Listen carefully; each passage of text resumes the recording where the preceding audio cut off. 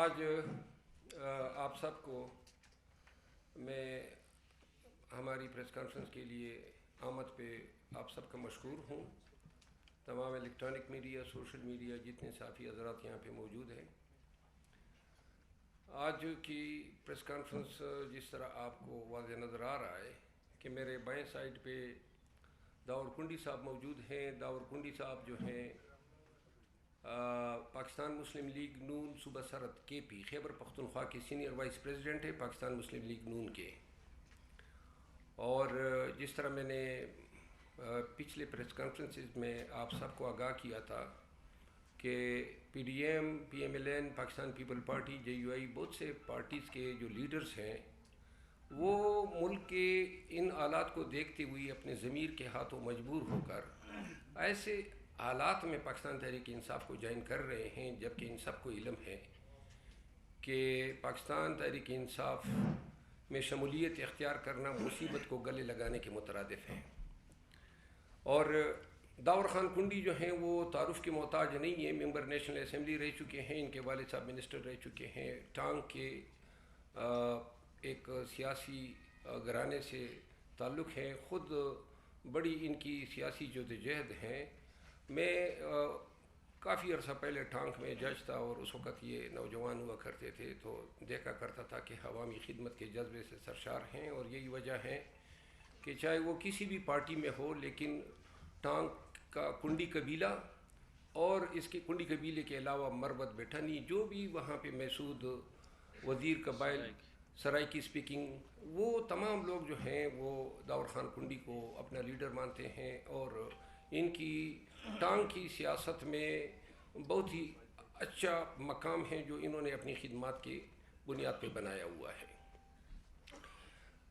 داور خان کنڈی جو ہیں، داور خان کنڈی آپ کے سامنے بات کریں گے، لیکن اس سے قبل دو باتیں میں آپ سے گزار کرنا چاہتا ہوں. آج میں خان صاحب سے ملا ہوں اڈیالہ جیل میں، اور سیاسی اور قانونی جو امور تھے وہ ڈسکس ہوئے. وکلاء کی ٹیم موجود تھی جس میں علی ظفر صاحب، بیرسٹر گور صاحب، عمیر نیازی صاحب اور میں خان صاحب سے ملے. خان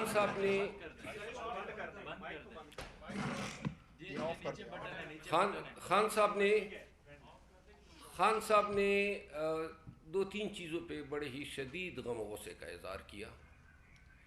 خاور مانیکا کی میڈیا ٹاکس یا جو ان کا انٹرویو نشر کیا گیا،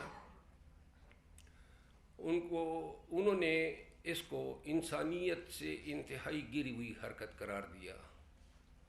اور انہوں نے کہا کہ ایسی حرکت کا ارتکاب کرنا اور جان بوجھ کے ایک ایسے شخص سے یہ کہلوانا، ان کی سابقہ اہلیہ کے بارے میں جو باتیں کہلوائی گئی، اور پھر جس بھونڈے انداز میں ان کے بیان کو جواز بنا کر متوقع کیس میں شہادت کے طور پہ استعمال کرنے کی یہ جو سازش رچائی گئی، خان صاحب اس پہ انتہائی خفا تھے، رنج میں تھے.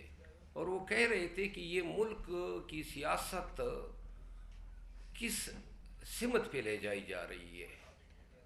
انہوں نے کہا کہ 2 مہینے سے ایک شخص کو نظر بند رکھا گیا، کرپشن کے چارج پہ پکڑا گیا، اور اچانک جو ہیں یہ بیان دلوا کے وہ کرپشن کے تمام چارجز سے چھٹکارا پا گیا.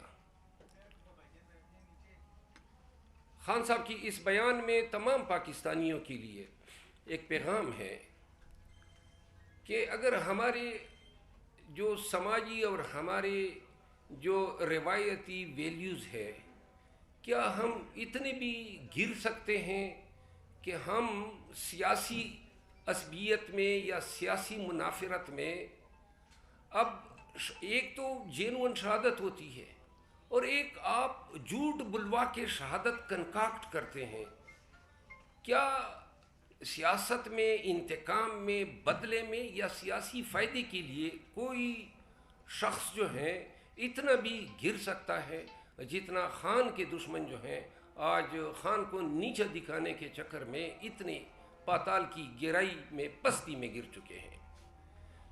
خان نے دوسرا جو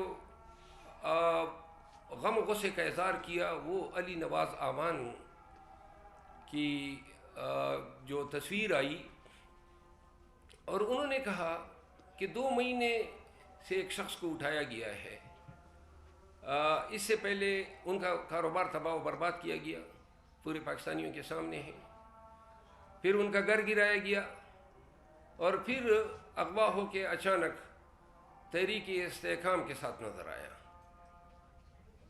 خان صاحب نے کہا کہ اگر ایسی حرکات و سکنات سے کوئی پارٹی بن سکتی ہے تو لوگ جو ہیں جوک در جوک ہزاروں لاکھوں اور کروڑوں کی تعداد میں پاکستان تحریک انصاف کے ساتھ آج کھڑے نہ ہوتے۔ انہوں نے کہا کہ تحریک استحکام کے لیے ایسی حرکتیں ہی اس پارٹی کو اپنی موت آپ مروا چکی ہیں، اور کہا کہ جہانگیر ترین اور علیم خان جو ہیں وہ اپنی قسمت آزمائی کر لیں، الیکشن میں ان کی ضمانت جو ہے ضبط ہوگی۔ انہوں نے پارٹی کو سختی سے تاکید کی کہ علی نواز اعوان جو ہیں اس کے حوالے سے کوئی ان کے خلاف بیان نہیں دیا جائے گا، اور پارٹی یہ سمجھتی ہے کہ ان شخص کو جن حالات میں لے جایا گیا تو اس فعل کو پارٹی کنڈون کرتی ہے، اور پارٹی جو ہے سمجھتی ہے کہ اگر وہ ادھر ان کی صف میں کڑا بھی نظر آ رہا ہے تو ہمیں آج بھی وہ اپنے دل کے عزیز ہیں۔ تیسری بات خان صاحب نے میاں نواز شریف صاحب کے حوالے سے کی، اور انہوں نے کہا کہ جس طریقے سے یہ لیول پلینگ فیلڈ کے نعرے لگا رہے ہیں اور کہتے ہیں کہ یہ لیول پلینگ فیلڈ دے رہے ہیں، تو انہوں نے کہا کیا الیکشن کمیشن کو اور سپریم کورٹ آف پاکستان کو نظر نہیں آ رہا ہے کہ پاکستان تحریک انصاف کے ساتھ جو زیادتی اور ظلم ہو رہا ہے، الیکشن سر پہ ہیں اور آپ ہمارے ورکر کو جلسوں کی اجازت نہیں دے رہے ہیں۔ آج بھی یونین کونسل کی سطح پہ خوف اور ڈر کے سائے جو ہیں وہ پی ٹی آئی کے ورکر تک پھیلائے جا چکے ہیں۔ انہوں نے کہا کہ اگر اس طریقے سے نواز شریف اقتدار میں آ سکتا ہے تو جو لوگ یہ سمجھتے ہیں وہ غلط فہمی کا شکار ہیں، کیونکہ 8 فروری جو ہے وہ عوامی فیصلہ ہوگا، اور عوامی فیصلے کے خلاف پہلے بھی مملکت خداداد پاکستان سن 71 میں جا چکی تھی، جب میجارٹی پارٹی کو جو ہے اقتدار سے دور رکھا گیا۔ اس کا نتیجہ پورے قوم نے دیکھا کہ باوجود اس کے کہ اسٹیبلشمنٹ یا جو بھی تھے یہ چاہتے تھے کہ ایسٹ پاکستان کا حصہ رہے، لیکن نہ کنٹرول کر سکے۔ تو لہذا اگر پاکستان کی موسٹ پاپولر پارٹی اور وائڈ فیڈرل پارٹی جس کے تمام صوبوں میں ووٹرز ہیں، اگر اس پارٹی کو ایسے بونڈے طریقوں سے اقتدار سے دور رکھنے کی کوشش کی گئی اور عوام کا باری مینڈیٹ چرائے جانے کی کوشش کی گئی تو 2 چیزیں ہوں گی۔ نمبر 1، پاکستان جو ہے اس میں رول آف لا کا جو خواب ہے وہ کبھی پورا نہیں ہوگا۔ انہوں نے مثال دی سنگاپور کی کہ سنگاپور میں جو جی ڈی پی ریٹ تھا وہ پاکستان کے مقابلے میں آج سے 4 دہائی پہلے وہ 3 گنا کم تھا۔ آج ان کا 64,000 USD ہے اور پاکستان 1200 USD پہ ٹھہرا ہوا ہے۔ خان نے کہا کہ جو لوگ اپنا سرمایہ $10 بلین یہ الفاظ تھے کہ نواز شریف نے بیرون بینکوں میں رکھے ہیں، اور جب بھی یہ اقتدار میں آیا ہے تو اقتدار میں جانا ان کو ذلت آمیز طریقے سے جانا پڑا۔ جب بھی اقتدار میں آیا ہے جو بھی پروجیکٹ کیے سب کے سکینڈل نکلے، سب کے کرپشن کے کیسز بنے ہمیشہ، اور یہ پھر ڈیلے کر کے وہی جھاڑو مار کے کیسز صاف کیا کرتا تھا۔ $10 ارب لے گیا اور اقتدار میں آتا ہی پیسے سمیٹنے کے لیے، قوم کا خزانہ کنگالنے کے لیے۔ تو لہذا جو $13 بلین اوورسیز پاکستانیز کے پاکستان میں آیا کرتے تھے، جو شرنک ہو کے $1.5 ارب پہ آ چکے ہیں، جو IMF ورلڈ بینک ملا کے بھی اتنی ہمیں یہ نہیں کرتے ہیں، اسسٹ نہیں کرتے ہیں یا پیکیج نہیں دیتے ہیں، تو پاکستانی کیوں کر یہاں پہ انویسٹ کریں گے؟ ڈالر کس طرح وہ پاکستانی بھیجیں گے جب وہ یہ دیکھیں گے کہ حکمران اپنا ڈالر باہر بھیج رہا ہے؟ لوگوں کا یقین ہونا ضروری ہے، پاکستانیوں کا اور چیز پاکستانیوں کا، کہ حکمران خود بھی اس ملک میں انویسٹ کر رہے ہیں۔ تو لہذا جب تک ملک میں رول آف لا نہیں ہوگا اور جب تک ملک میں پاکستان میں احتساب اس طریقے سے نہیں ہوگا جس طریقے سے احتساب ہونا چاہیے، اور اگر جمہوریت کو ڈیریل کرنے کی کوشش کی گئی جس طریقے سے کوششیں ہو رہی ہے، تو انہوں نے کہا کہ یہ پاکستان کے ساتھ ظلم اور زیادتی ہوگا۔ لوگوں کو نہیں بھولنا چاہیے، نفرت اور غم، یاس اور گداز اور تکلیف اور جو ہماری حالت ہے وہ بڑھتی جا رہی ہے عوام کی۔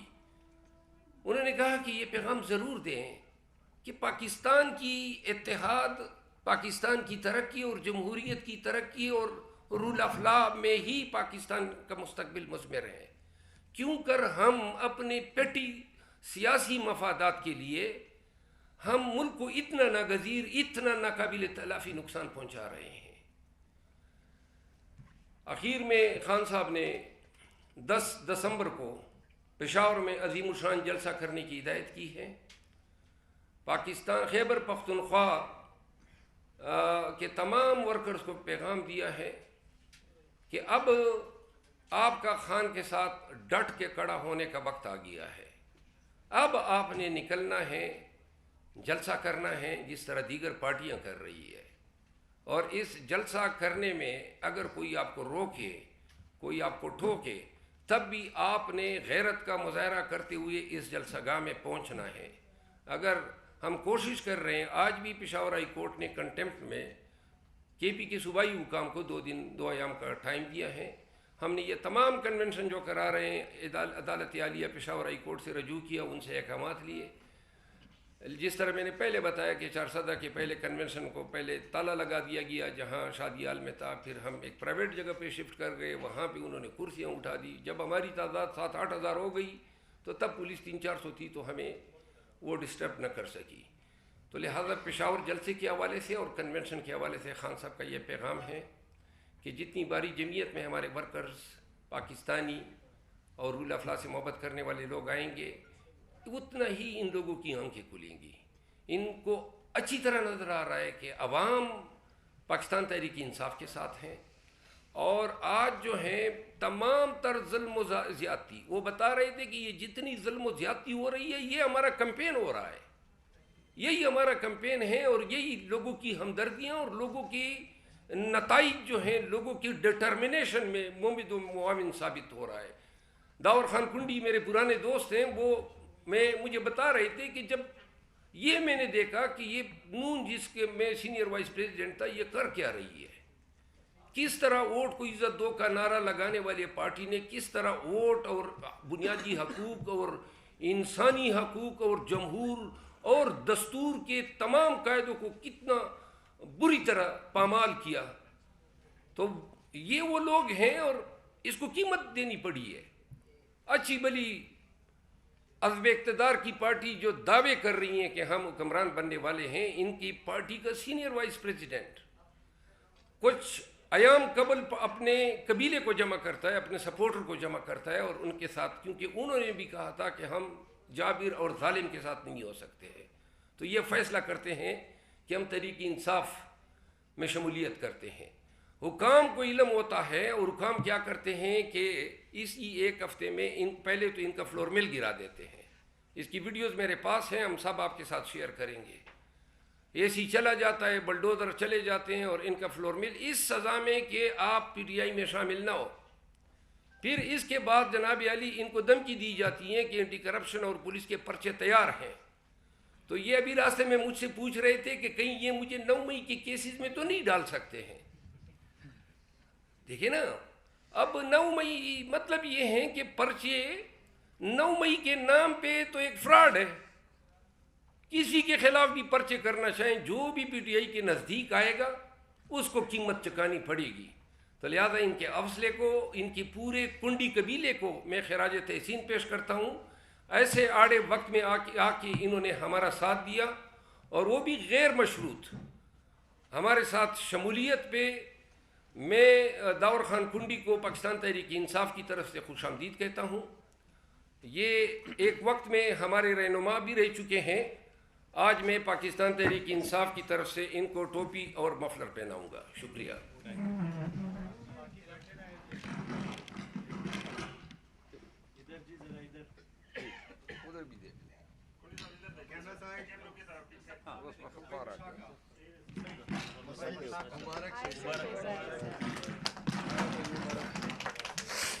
अब दाऊर ख़ान कुंडी साहब अपने ख्यालात का इज़हार करेंगे, इसके बाद सवाल व जवाब होगा।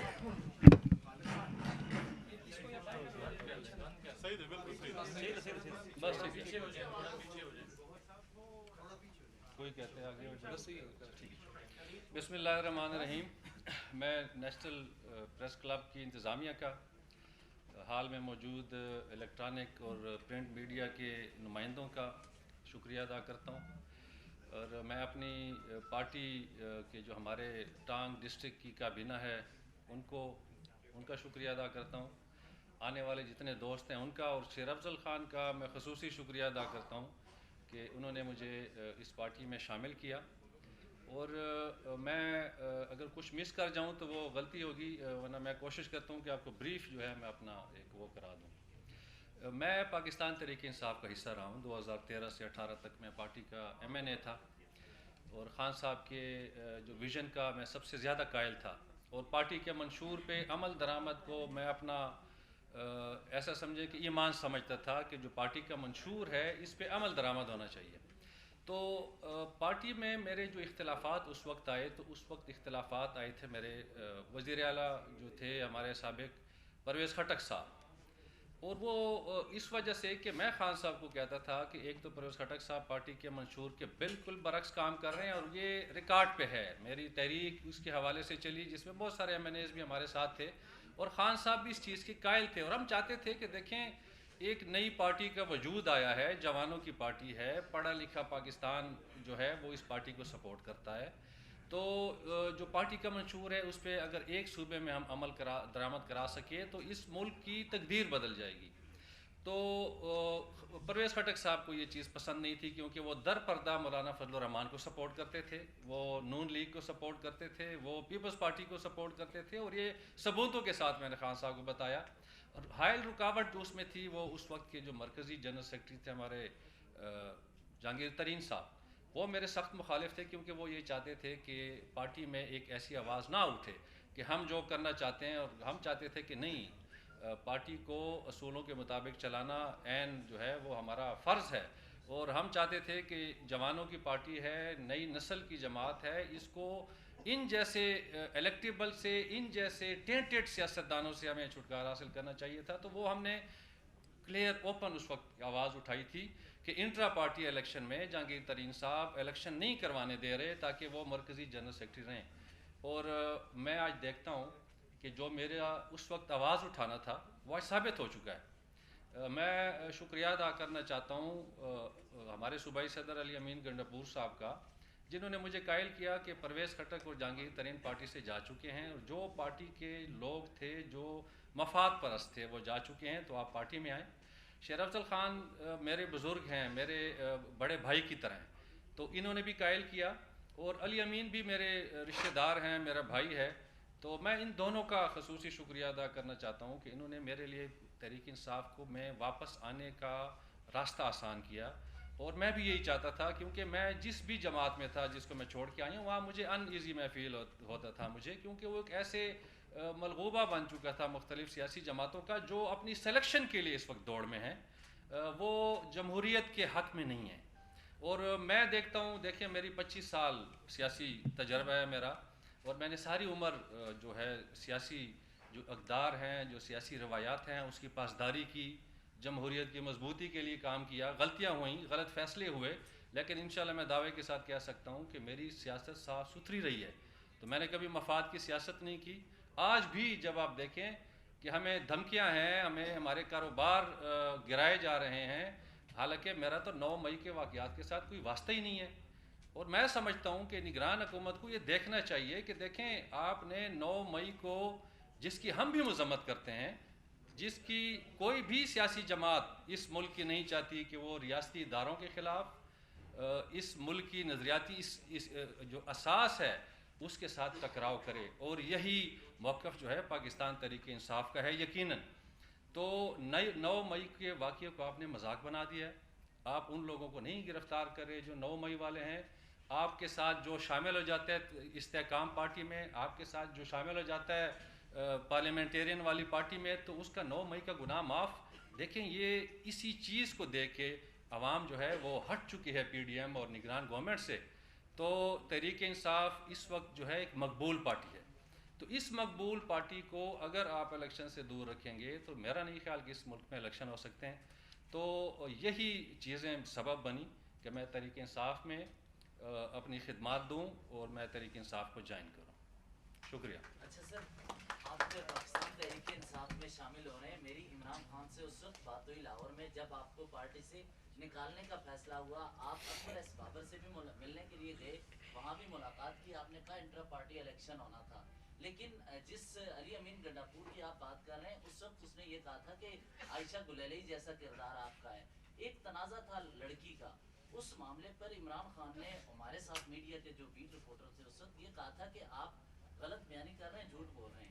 At that time Imran Khan غلط تھے یا اب غلط ہیں کہ آپ وہ اپنی غلطی سدھار رہے ہیں؟ اور دوسرا یہ علی امین گنڈاپور نے یہ جو آپ کے بارے میں کہا تھا عائشہ گلیلی جیسا کردار, وہ کیا اس وقت غلط تھے کیونکہ آپ نے ان پہ الزام لگایا؟ میں ذرا اس کا جواب میں دے دوں. آپ سے سوال ہے سر. میرے خیال میں نہ وہ غلط تھے نہ میں غلط تھا, اور اگر پرانی چیزوں کو لے کے بیٹھ جائیں پھر کام نہیں چلے گا. میں نے تحریک انصاف اچھے دل سے جوائن کی ہے, اور اگر پارٹی میں پھر بھی اگر کوئی ناانصافی ہوگی تو میری آواز سب سے پہلے اٹھے گی. جی شہباز نوروز صاحب, آپ کو مبارکباد بھی ہے, اور خان صاحب نے آپ کو senior vice president Pakistan Tehreek Insaf بنا دیا, تو اس حوالے سے کیا کہیں گے؟ شکریہ, تھینک یو. آج خان صاحب نے مجھے پاکستان تحریک انصاف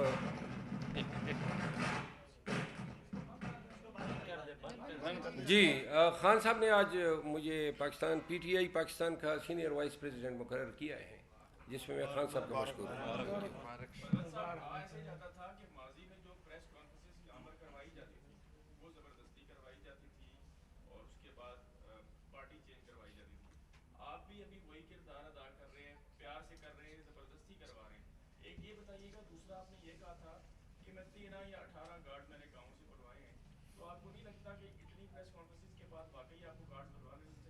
جی میں آپ کو سب کے ساتھ ایک چیز شیئر کر دوں, تمام سن لیں, اور پوری قوم سے بھی میری استدعا ہے. میں سمجھتا ہوں کہ میں اپنی زندگی کے انتہائی خطرناک موڑ سے گزر رہا ہوں. میں بالکل موت کے دہانے پہ ہوں. مجھے اچھی طرح علم ہے, مجھے تازہ تھریٹس آئی ہیں, اور ان کے پاس میرا علاج کوئی نہیں ہے سوائے وہی جو وہ سمجھ رہے ہیں. اور میں صرف ایک چیز کہنا چاہتا ہوں, اس میں ایک کے پی کا سیاستدان ملوث ہیں. دے وانٹ ٹو ایلیمینیٹ می, وہ ختم کرنا چاہتے ہیں مجھے. اور میں آپ کو قسماً کہتا ہوں کہ میں اپنے اندر سے کوئی زندہ ہی نہیں ہوں, وہ ختم ہی کیا کریں گے. تو لہٰذا ڈنکے کی چوٹ پہ میں ایک دفعہ پھر کہتا ہوں, پشتونوں نے, کے پی کے لوگوں نے اور پی ٹی آئی کے لوگوں نے, پنجاب کے لوگوں نے مجھے اتنی عزت دی ہے کہ آج میرے جانے سے آپ کے ساتھی گئے تھے اور عوام امڑ آتے ہیں. میں کبھی بھی کسی بھی قیمت پہ اس عزت اور احترام کو, ان کی آنکھوں کو نیچے نہیں ہونے دوں گا. اور دوسری بات, میں تمام کو علم ہونا چاہیے کہ میرے لیے, میں اچھی طرح سمجھتا ہوں, شاید 2 دن ہو 4 دن ہو, لیکن یہ قربانی دینی ناگزیر ہے اور پاکستانیوں کو دینی ہوگی.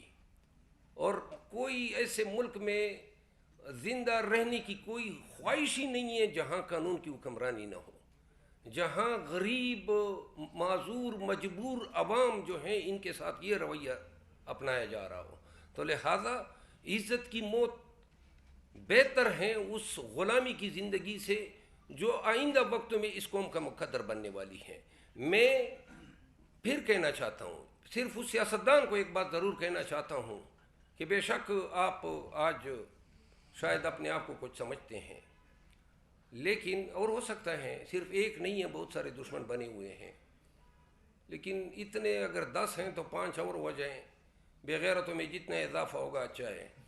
یہ بتائیے گا کہ ایک طرف آج آپ باقاعدہ طور پر سیاستدان بن گئے اور 90 سے لے کر آج تک جتنی پاکستان کے اندر جو سیاسی سسٹم چل رہا ہے, کبھی ہیلی سے تصویریں پھینکی جاتی ہیں اور پھر خاور مانیکا جیسا کردار سامنے آتا ہے. پاکستانی جو قوم ہے ایسی سیاست کی متحمل ہے؟ دیکھیں خاور مانیکا, آپ کو میں یہی تو عرض کر رہا تھا, خان کا دست بازو بننے یا پی ٹی آئی کا پیغام پہنچانے یا عوام کو ہمت حوصلہ دینا, اس کے پیچھے واحد محرک یہ ہیں کہ بحیثیت وکیل میں سمجھتا ہوں کہ اس ملک کی قسمت جو ہیں وہ رول افلاح ہونی چاہیے. خاور مانیکا اور خاور مانیکا جیسے 20 کردار جنہوں نے اپنے بیان طوطی کی طرح رٹائے ہوئے پڑھے, ایسے عوامل کو, ابھی آپ کے 2 ساتھی نے سوال کیا کہ جی یہ زبردستی کی پریس کانفرنس ہے, اللہ تعالیٰ نے وہ جو ساتھی تھا وہ کدھر چلا گیا ماشاء اللہ, تو کوپڑی تو آپ کی بڑی ہے, تو آپ کو زبردستی کی پریس کانفرنس اور رضا کی پریس کانفرنس کا تو بالکل علم ہوگا. آپ یقین کریں میرے بھائی, یہ وہ لوگ ہیں جو مجاہد ہیں, جو اس کڑے وقت میں آ کے ہمارا علم بلند کر رہے ہیں. آپ یقین کریں خدا اور رسول حاضر ناظر ہیں کہ ہم اس جہاد, اس جنگ, اس کاس کی بہت بڑی قیمت چکا رہے ہیں اور کوئی بھی قیمت چکانے کے لیے تیار ہیں. اور جب تک اپنے اندر سے اس خوف کو آپ نکالیں گے نہیں, ایک دفعہ خوف کو نکالو نا, پھر کوئی خوف, کوئی گرفتاری کا ڈر, کوئی ننگا کرنے کا ڈر, کوئی مارنے کا ڈر, کوئی قتل کرنے کا ڈر, کوئی آپ کو پیچھے نہیں کر سکتا ہے. تو لہٰذا یہ جتنے بھی لوگ آج آ رہے ہیں یہ وہ عظیم لوگ ہیں, ان کی عظمت کو سلام. ان کو پتہ ہے کہ پرچے ان کا انتظار کر رہے ہیں, تکالیف ان کا انتظار کر رہی ہے, جیل ان کا انتظار کر رہی ہے, لیکن یہ گلے لگانے آ رہے ہیں. جی راول کنڈی صاحب, ایک سوال آپ سے پوچھنا تھا. آپ این43 پہ آ رہے ہیں تو کیا خیال ہے, کچھ لوگوں کا خیال ہے کہ آپ کو مولانا صاحب کو کی وجہ سے یہاں لے آئے اور ان کے مقابلے کے لیے لایا جا رہا ہے, یہ سچ ہے؟ یہ ابھی تک فیصلہ نہیں ہوا ہے. میں نے جس طرح کہا کہ غیر مشروط طور پر وہ پارٹی میں آئے ہیں, ٹکٹوں کا فیصلہ خان صاحب نے کرنا ہے, اس کا فیصلہ حتمی ہوگا. سر جی, رانا ثناء اللہ صاحب نے کہا ہے کہ 125 سیٹیں ہم لیں گے, الیکشن سے پہلے انہوں نے اناؤنس کر دیا. آپ اس بیان کو کس تناظر میں لیں گے؟ یہ بنگالی عامل کے پاس گئے ہوں گے اور انہوں نے شاید چیلا کاٹ کے ان کو بتایا ہوگا کہ 125 سیٹیں وہ لیں گے بلدیاتی الیکشن میں. کہا جا رہا ہے کہ نواز شریف جو ہے وہ 25 کروڑ عوام کا لاڈلا ہے. جی 25 کروڑ عوام کا لاڈلا آپ اس تناظر میں کہہ سکتے ہیں کہ 25 کروڑ عوام کو کے حقوق خزانے پہ بار بار ڈھاکہ ڈالنے والا ڈاکو 4 دفعہ حکومت کر کے 10 ارب ڈالر باہر بھجوا کے وہ لاڈلا پھر بھی ادھر ہی پھر رہا ہے. اس کو چپل پڑنے چاہیے تھے, یہ لوگ اس کو پرائم منسٹر بنا رہے ہیں. صاحب اس وقت پاکستان تحریک انصاف میں وہ لوگ بھی شامل ہیں جو اس وقت آپ کے خلاف بیانات دیتے تھے یا بات کرتے تھے. آپ نے پرویز خٹک یا وہ لوگ ان لوگوں کا نام لیا جو پارٹی سے الگ ہو چکے ہیں. آپ نے دعویٰ کیا کہ وہ لوگ ہی میرے خلاف تھے.